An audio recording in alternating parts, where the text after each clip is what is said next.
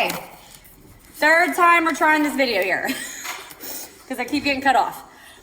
Am I recording? Okay, yes. 21.1, scientific notation. Okay, 2 pages. Scientific notation is what scientists and mathematicians use.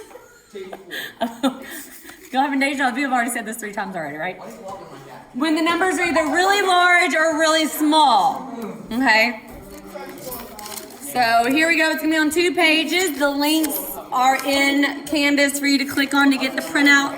Guys, to get the printout of these papers, like I said, we've already started this, but it was blank when we started. Okay, but my video got cut off, so you missed. I'm just gonna briefly go over this. Okay. We did not do the trial. Notice there was not number 1 because we didn't do it because scientific notation is not easy to just figure out. Okay, but it is a single digit times a power that has a base 10 with an integer exponent. What that means, here's this number right here is in scientific notation.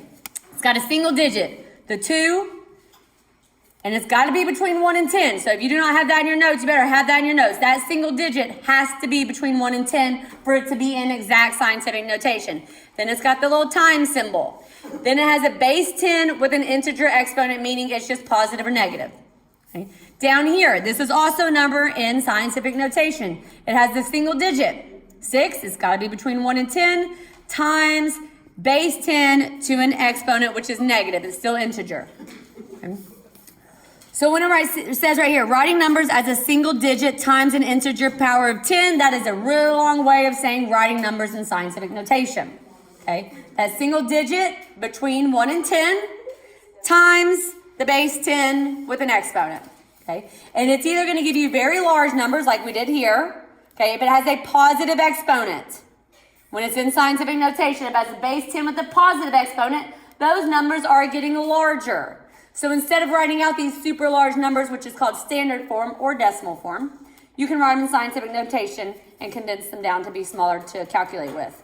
So if you have a positive exponent, large numbers, right? Okay. Now we start down here into getting small numbers because what are these exponents? Negative exponents. Okay. So right here I had a positive 5, positive 6, positive 7. Now, and I can't, oh, can I zoom in? Yeah, I can zoom in, sweet. Now I have negative exponents. And this single digit has to be between which numbers? What does it have to be between? 1 and 10. Guys, right here, it has to be between 1 and 10. Oh my gosh, I'm highlighting that. Y'all should highlight this. That single digit has to be between 1 and 10. The coefficient out here has to be between 1 and 10, or technically it's not in exact scientific notation. Okay? We're going to take it from scientific notation. I'm just going to abbreviate that. Scientific notation, into standard form. And remember, a negative exponent does not mean it's a negative number. Okay? Not a negative number. Okay? It's not a negative number. It means that it's a small number, a really small number if it's a negative exponent. Because remember, it moves down to the denominator. Do y'all remember exponent negatives? It would mean that that is 10 to the positive 4th, but it'd be in the denominator. Do y'all briefly remember that? Yes. Yeah. Yes. What does it say at the very top again? There you go. Okay. If you guys briefly remember that, if this is 10 to the negative 4th, it means that it's 10 to the positive 4th, but in the denominator. So it doesn't mean it's negative, it means it's getting smaller. Okay? And this would mean negative 4. So that's going to be 0.1239. Wait, hold on. Since 4, okay, since it's to the 4th, it'd be 4 zeros, including the 0 in front of the decimal. Oh, yeah, if I did like that. Or just 4 digits. It's in like the 4th place value, yeah. Or just 4 digits. Yep. So what's this one going to be? Wait, I thought. Oh, 0.00009. 0.00009. Yeah, I did. Sorry, I didn't mean to put, this looks like a decimal here. I did not mean to put that decimal there. Oh my god. Water shoes. Okay. And then, what's this one going to be? 0.00009. Okay. All right. So down here, Suppose you are given a number that is written as a single digit times an integer power of 10, which means what? What is that number you're given? Are you given scientific notation or standard form? Scientific notation. So suppose you are given a number in scientific notation. How can you rewrite it in standard form? What do you guys notice about the decimals?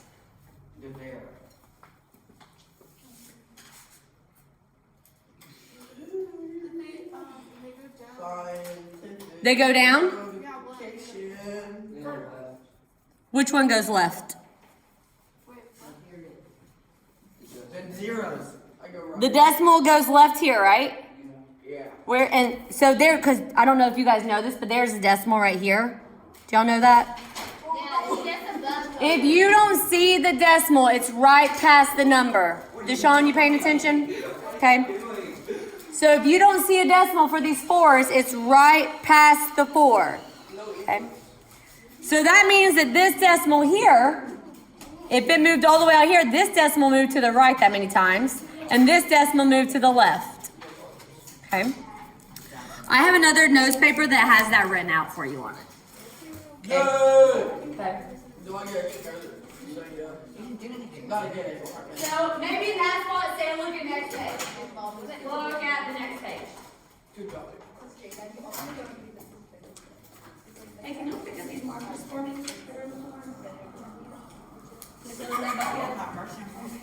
Okay, but thank you.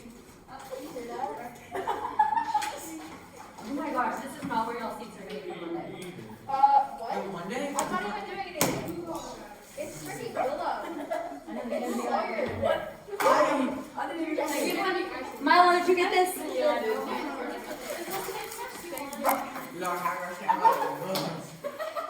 Explained on next page. Okay, what we just talked, that's, that's my arrow.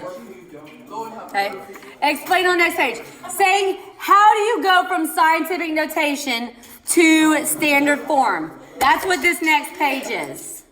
Okay, that's what the next page is. See? Some of y'all not gonna get to sit who you want to sit by, and I'm terribly sorry. I want y'all to sit. I want y'all to be able to sit next to who you want to. If you open this blue stick, I will leave this class forever. It's involuntary. I'm not worried about that right now. Okay. Y'all are silly kids today. Okay. So we're explaining on the next page. So this is still talking about scientific notation. It talked about the pattern. So what pattern did we observe when we were multiplying by our power of 10 with a positive exponent? So this right here, this is talking about a positive exponent. It moves the decimal to the right. Hey guys, this is the whole key to how to convert between scientific notation and standard form. Okay, you move the decimal to the right, the number of places equal to the exponent. So if I had 4 times 10 to the 5th, and that is a positive exponent, which way do you move the decimal? Right. How many times? 5. Okay. So right here, you move it, since it's positive, you move it to the right 5 times. Okay. If here's my 4, okay, I just brought it over here. Here's my decimal. Right there is the decimal. If you don't see it, that's where it's at. And you go 1, 2, 3, 4, 5. This is where your new decimal is. Not here anymore.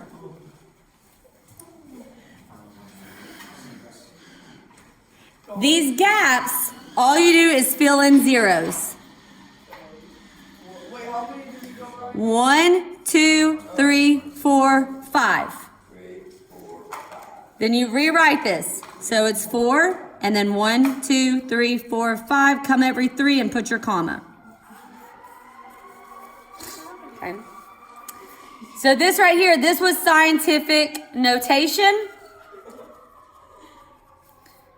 And this is standard form. Willem is getting like a little outrageous. What? I just love I know.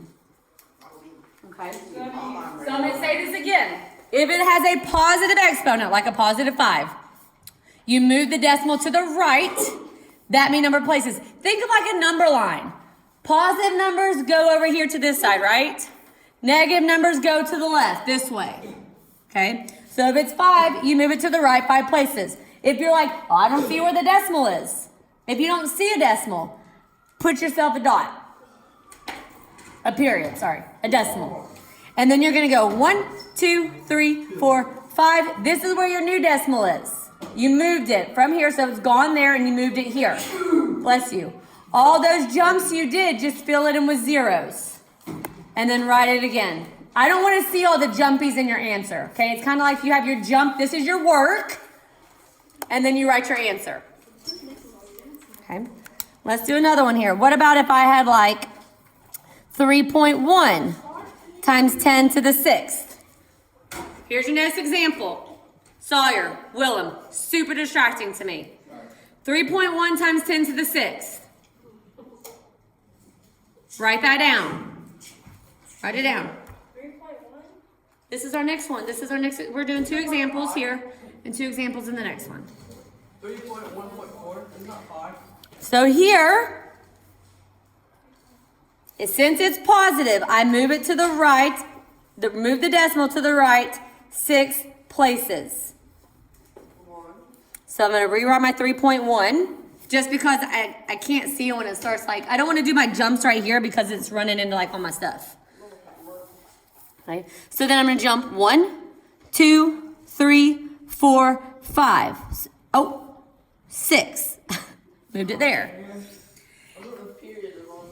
So there's a 1, 2, 3, 4, 5. So there's only 5 zeros here. Why is there 5 zeros and not 6 zeros?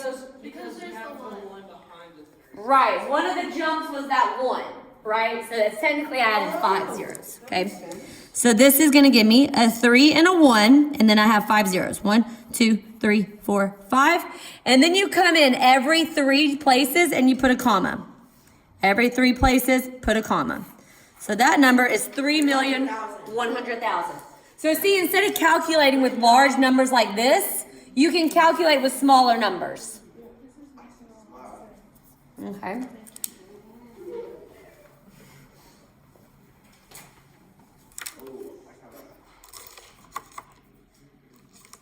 So now we're going to do 2 examples for negative exponents.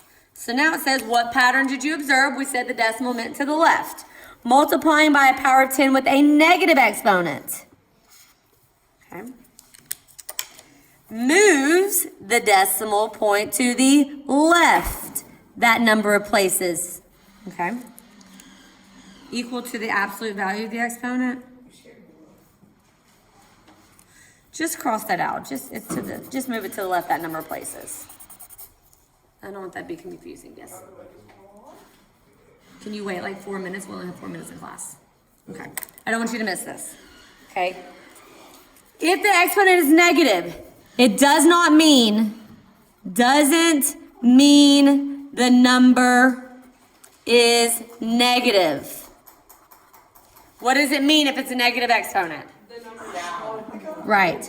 Number gets smaller. Or like a really large decimal. Like the numbers are really far to the right. Okay. Doesn't mean the number gets negative.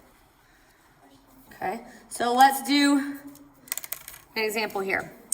So let's say, okay, so let's do the 9 times 10 to the negative 5th. Okay, that was one of our ones on the previous page. So it goes to front order for 5. Not front order, back, left or right? Left. Goes left. So I'm going to circle this. This, since it's negative, I'm going to move the decimal to the left 5 places. Okay, since it's negative, I move the decimal to the left. If you don't see the decimal, it's right here behind the 9. So if I'm going to the left, I'm gonna go one jump's gonna be around the 9, and then 2, 3, 4, 5. So this is where my new decimal is. It's not here anymore. Yes? Huh? You get it? There you go. Nice job. Okay, what do I do with these places? What do I do with these spaces? Fill them with zeros. Now, there's only 4 zeros. Why is that? Because 5 is one of 9 is one of them. Because you go around the 9 and then 4 is 0. Yes.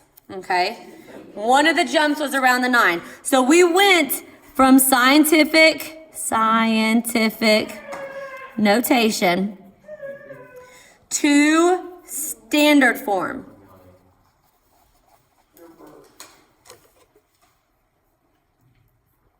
Big sip. Okay. She's sipping. Okay.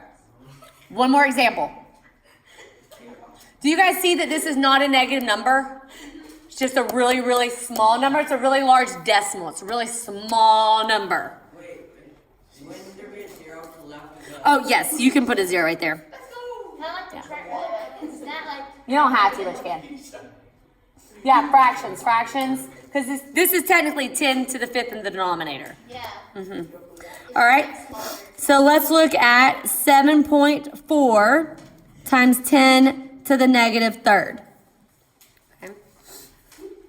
Because I'm changing the single digit because sometimes it is a single digit. Sometimes it's like a decimal that has, you see the decimal. So it goes to the left 3. It goes to the left 3 times. So I've got 7.4 and I'm going to go 1 jump around the 7 and then 2 more. So remember, your decimal is not there between the 7 and the 4 anymore. It's way over here. And I add 2 zeros. 0.074. So you could say 0 point and then 0074. Let's go. That's what I said. That's why I did it. I did it. No. Really small number.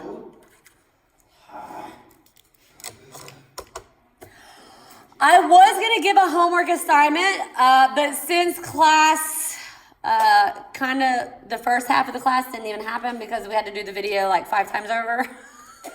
We were supposed to do the lesson the first half and then the homework assignment in class. I don't want y'all at home trying to do this on your own the first time you're doing it. So we'll just postpone it until Monday. Sound good? All right. Wait.